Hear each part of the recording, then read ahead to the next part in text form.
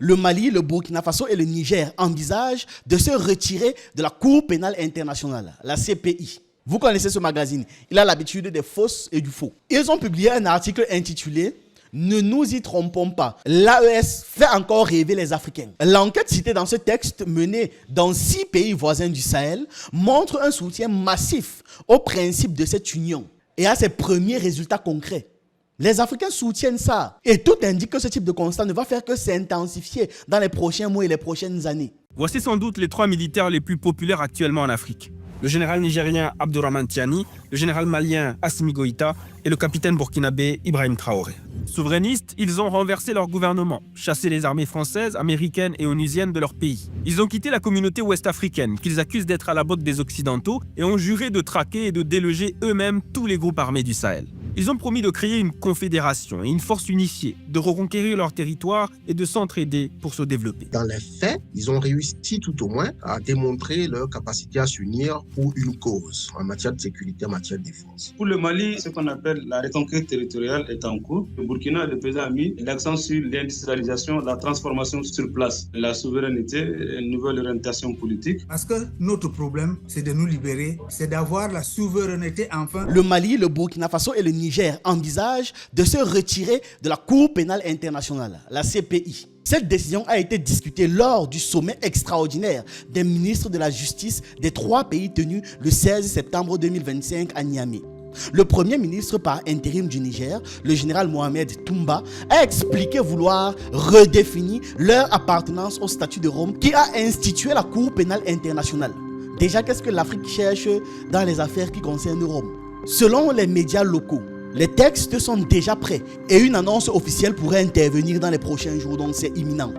Toumba accuse la CPI d'être un instrument de répression contre les nations africaines, souvent sans preuve et sur la base de faux motifs de violation grave des droits humains. Et donc forcément, il accuse la CPI de servir uniquement les intérêts de l'ordre impérialiste pour pouvoir bloquer toute tentative d'émancipation des pays africains ou de ceux qu'ils ne veulent pas plus globalement. Chose intéressante à savoir, en cas de retrait, la procédure prendra 1 an à partir de la notification écrite, mais les dossiers déjà ouverts resteront juridiquement valides. Les 3 pays envisagent aussi de mettre en place une institution régionale, la Cour pénale sahélienne des droits de l'homme, CPSDH, et cette nouvelle institution juridique sera compétente pour pouvoir juger les crimes internationaux, la criminalité organisée et le terrorisme. Parfait! La CPI, pour vous donner des images simples, c'est un peu comme un voisin qui ne vient jamais t'aider quand ta maison brûle, mais il débarque toujours dès qu'il voit une casserole sale traîner quelque part pour venir te traiter de négligent. En clair, elle n'a jamais agi pour pouvoir protéger les peuples africains de crimes, de grandes puissances, jamais. Mais elle a toujours trouvé le temps, les moyens, les ressources et l'énergie pour pouvoir traîner les dirigeants africains devant ses cours de justice, devant ses juges, tous inféodés, accusés de crimes contre l'humanité, emprisonnés des années à la Haye et finalement acquittés faute de preuves. C'est qui par exemple là? Vous avez pas un nom? Gbagbo? Résultat des années de sa vie volée, des années de politique volée, pendant que ses adversaires, eux, étaient confortablement installés au pouvoir. Omar El-Béchir, la CPI l'a poursuivi pendant plus de 10 ans, c'est un dirigeant du Soudan. Mais pendant ce temps, aucune enquête sérieuse sur les crimes commis par George Bush en Irak ou Tony Blair. Conclusion, on juge les Africains, mais les Occidentaux sont en vacances judiciaires. C'est ça, c'est comme ça qu'on doit comprendre la CPI tout simplement. Uhuru Kenyatta ou encore William Ruto. Ils ont été accusés après les violences post-électorales. Finalement, faute de preuves solides, même chose, les charges ont été abandonnées, mais entre-temps, le pays a été mis sous tension internationale, non? Bref, à la CPI, c'est simple. Si tu es africain, tu es toujours coupable. Jusqu'à ce que tu nous prouves que tu n'as pas tué ta grand-mère. Voilà. Donc, c'est une excellente chose de sortir de cette organisation mafieuse. Pourquoi tous les pays africains même devraient faire pareil et quitter cette mascarade? Restons un peu sérieux 2 minutes. La CPI, c'est comme un club VIP où l'Afrique est l'invité d'honneur. Mais seulement quand il doit servir de bouc émissaire, seulement quand il doit servir de coupable tout désigné. Bien sûr qu'il sera l'invité d'honneur. Qui ne veut pas se faire dédouaner de ses crimes en faisant en sorte qu'on accuse quelqu'un d'autre? Les crimes coloniaux, pas jugés. L'Irak, la Libye, l'Afghanistan, le Vietnam, Silence radio, les pillages économiques, les coups d'État sponsorisés par l'Occident, pas un seul dossier ouvert là-dessus. Pendant ce temps, la CPI concentre plus de 70% de ses affaires sur les Africains, comme si le reste du monde vivait dans un paradis d'anges et de papillons. C'est ça, non? En se retirant, les pays africains reprennent en fait leur souveraineté judiciaire, tout simplement. Créer une cour pénale sahélienne est une excellente idée. Juger nous-mêmes nos criminels dans nos langues, selon nos réalités, sans qu'un procureur européen vienne nous expliquer comment gérer nos problèmes. Voilà, on en a marre globalement. La CPI, c'est l'utilisation ultime de l'hypocrisie. Quand l'Occident bombarde un pays, ce n'est pas grave, il fallait bien intervenir. Quand un dirigeant africain réagit à une rébellion armée, crime contre l'humanité, direction La Haye. C'est comme un arbitre de football qui siffle le penalty dès que l'Afrique touche le ballon. Mais ce même arbitre ferme les yeux quand c'est l'Europe ou alors les États-Unis qui marquent un but avec les mains. Si le Mali, le Burkina Faso et le Niger créent leur propre cours, ce n'est que logique. Rien de plus sensé que ça. C'est rafraîchissant, c'est souverain et surtout, ça envoie un message. On ne veut plus d'injustice néocoloniale qui se fait passer pour de la justice. Franchement, si tous les pays africains faisaient pareil, la CPI aurait enfin le temps libre pour faire ce qu'elle n'a jamais fait, c'est-à-dire juger les vrais criminels de ce monde. Ceux qui ont transformé la planète en un champ de bataille constant. Chose intéressante aussi dans l'AES, le 16 septembre, les peuples du Burkina Faso, du Mali et du Niger ont célébré le 2e anniversaire de l'Alliance des États du Sahel, née de la charte du Liptako Gourmand en 2023. Ce n'est pas une simple date symbolique, c'est la commémoration d'une nouvelle étape dans la lutte pour la souveraineté d'une région trop longtemps étouffée par le néocolonialisme français et les politiques sécuritaires nocives de l'Occident. Alors que des actions de solidarité se préparent à travers tout le Sahel, il est important de dépasser les clichés qui réduisent l'AES en une alliance de militaires et de comprendre les conditions historiques qui ont conduit à ce moment décisif. Depuis des décennies, le Sahel est un terrain d'exploitation. Le cas du Sahel illustre parfaitement le pillage néocolonial. L'indépendance des drapeaux, donc une fausse indépendance, vous avez un drapeau, mais vous n'avez aucune souveraineté, des années 60, n'a été qu'une mascarade. Derrière ça, la France a continué de contrôler la région à travers le franc CFA, la monnaie, une série d'accords forcés, parmi lesquels des accords économiques et militaires.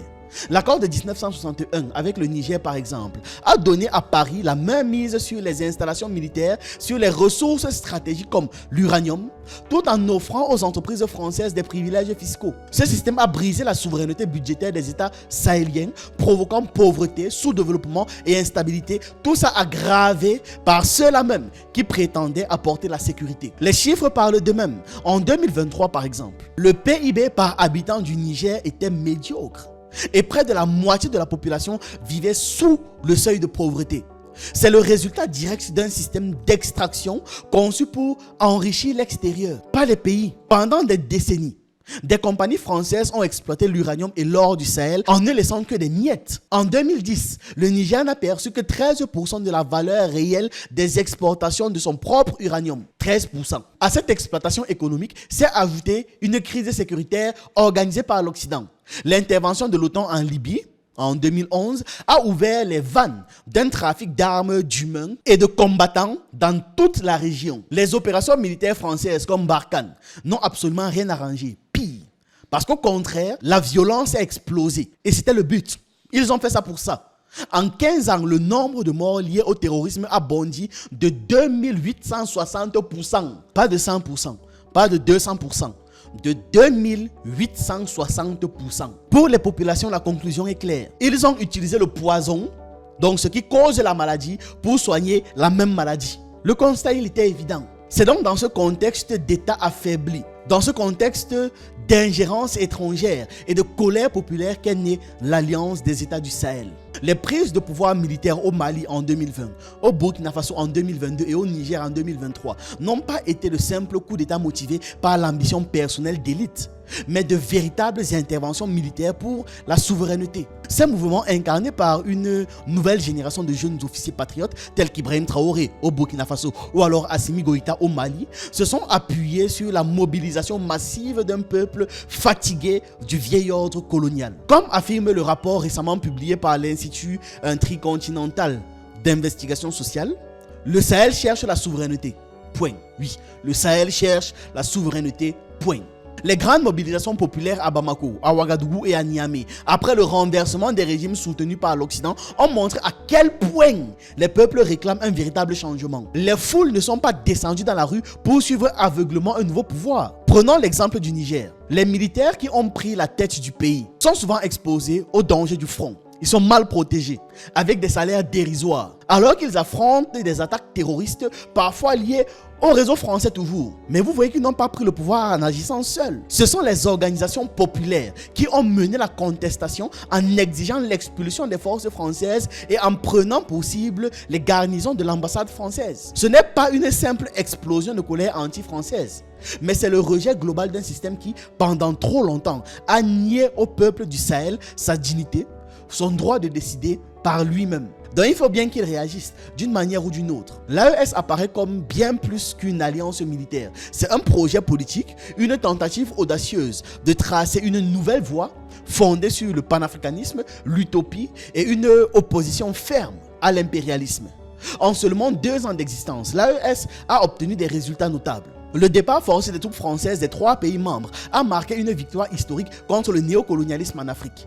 Le 6 juillet 2024, la création de la Confédération des États du Sahel a renforcé l'alliance avec une armée conjointe déjà en exercice, une opération sécuritaire consolidée déjà en pratique. D'ailleurs, on a vu ça avec la rencontre militaire Russie-AES durant l'été 2025. De nouvelles initiatives sont en cours. Un passeport commun, un fonds d'investissement alimenté par les impôts, et même l'idée d'une monnaie unique. Sur le plan économique, l'AES cherche à reprendre en main son avenir, à reprendre des projets majeurs dont les mines, l'énergie et les infrastructures. Dans cette dynamique, un pas décisif vers l'indépendance énergétique a été franchi.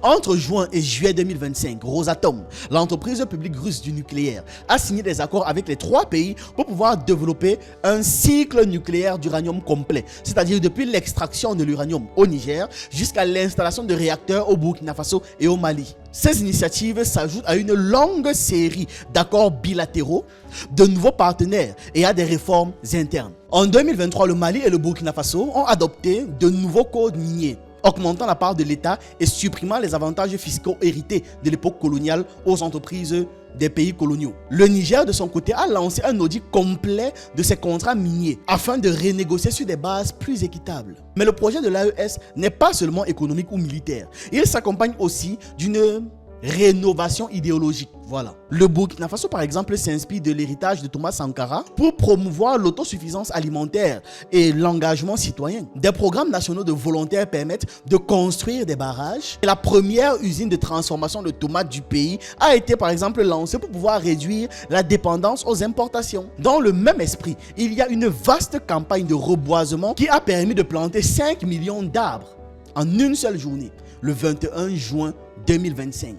Ça marque donc un symbole fort de la renaissance écologique et nationale. Dans un nouveau plan national de développement, le Mali a lancé l'idée du Maliden Koura ou nouveau malien, c'est-à-dire un citoyen patriote, responsable et travailleur, entièrement dévoué à la souveraineté nationale. Ce projet, à la fois matériel et idéologique, participe à reconstruire de nouveaux symboles dans la région.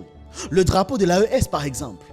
Voici l'image. Il représente la carte des 3 pays unis en un seul, avec les couleurs panafricaines, rouge, or et vert, et un vieux baobab au centre. Pour les peuples du Sahel, ce drapeau, c'est celui d'une souveraineté qui est en train d'être retrouvée. Et chaque jour, à travers leur lutte concrète, ils redonnent un sens à leur dignité collective. Les défis restent pendant énormes, gigantesques. Les économies de la région dépendent encore énormément de l'exportation et des matières premières, ce qui les rend vulnérables aux soubresauts, aux humeurs du marché mondial.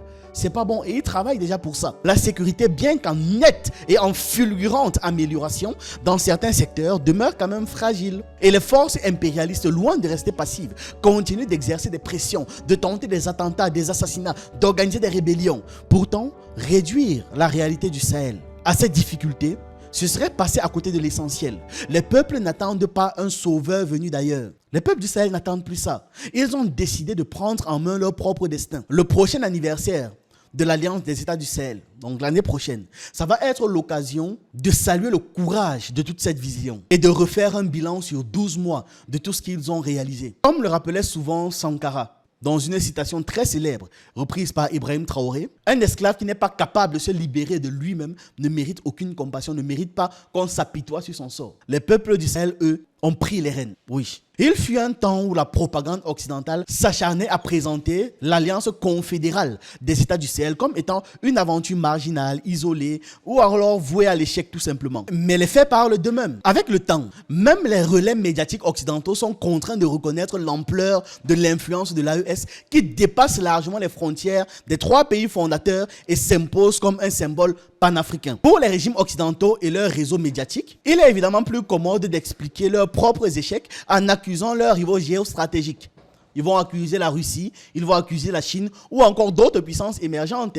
Tous ceux-là sont régulièrement désignés comme les responsables supposés de campagnes hostiles contre l'Occident et particulièrement la France. Pourtant, la réalité finit toujours par se révéler, par percer. Même dans les cercles des plus nostalgiques de l'époque révolue, où le monde vivait sous un ordre unipolaire dominé par l'Occident, ils sont obligés d'admettre un certain nombre de vérités. Concernant l'AES, cette alliance régionale aux ambitions continentales, dans le cadre d'un nouvel ordre mondial multipolaire, le discours occidental qui cherchait à la réduire à des projets sans avenir s'effrite, ça se casse, ça se fracture et ça laisse place timidement, mais sûrement, à une reconnaissance amère. L'Occident n'arrive plus à imposer sa vision au monde. Un exemple frappant vient du magazine France-Africain Jeune Afrique. Vous connaissez ce magazine, il a l'habitude des fausses et du faux. Ils ont publié un article intitulé « Ne nous y trompons pas, l'AES fait encore rêver les Africains ». L'enquête citée dans ce texte, menée dans 6 pays voisins du Sahel, montre un soutien massif au principe de cette union et à ses premiers résultats concrets. Les Africains soutiennent ça. Et tout indique que ce type de constat ne va faire que s'intensifier dans les prochains mois et les prochaines années. Plus l'ordre mondial multipolaire s'affirme, plus l'Occident, cette minorité planétaire très bruyante, devra faire face à ses propres contradictions. Donc dans ce contexte, la notion de communauté internationale prend enfin son sens. Non pas comme un club fermé de pays occidentaux, mais comme un espace global où les voix de la majorité mondiale comptent. L'AES, malgré les défis encore nombreux au Sahel et ailleurs, est devenue une source d'inspiration pour des millions d'Africains et pour tous ceux qui défendent le panafricanisme et le monde multipolaire. Plus que jamais, il apparaît évident que les grandes organisations pro-multipolaires telles que l'OCS, les BRICS ou encore l'AES vont resserrer leurs liens afin d'accélérer la mise en œuvre d'objectifs communs au service de la majorité mondiale et surtout au service des populations. Voilà, c'est ce que j'avais à partager avec vous dans cette vidéo. Dites-moi ce que vous en pensez en commentaire. J'attends vos avis, vos analyses et on se retrouve une prochaine fois.